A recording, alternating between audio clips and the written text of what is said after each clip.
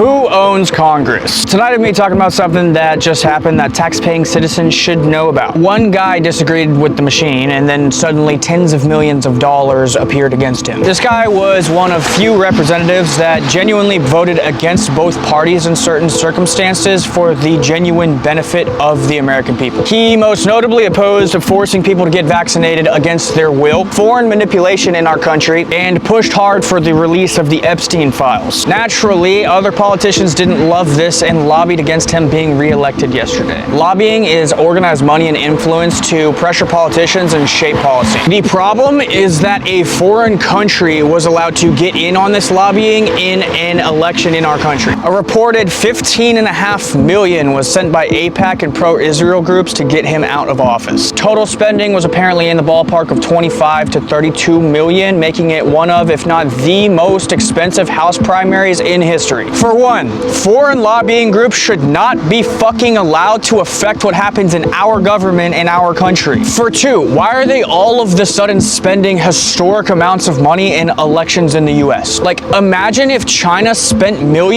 tens of millions of dollars to remove certain politicians here and there from our government. People would lose their shit, but no one says shit when it's Israel. So now politicians see what happens to this guy and then are afraid to speak out on certain subjects against certain groups that have certain influence, thus creating pressure without ever needing to make a threat. This affects your taxes, wars, surveillance, your freedoms, and where your money goes. The people funding this shit are more powerful than any of our votes. This is proof that we as the people no longer have a fucking say, and instead a foreign country has been continually allowed to buy out our politicians and fuck us over. Our taxpayer dollars pay for a lot of shit on a lot of different places in the world, and it's time for it to start actually benefiting us. I could not think of a bigger national security risk than allowing a fucking foreign country to financially influence policies, elections, and government in our country. And it's almost disrespectful at this point. They're just shoving it in our fucking faces. Like, here's one guy, Thomas Massie, who actually spoke out on these subjects, was like, hey,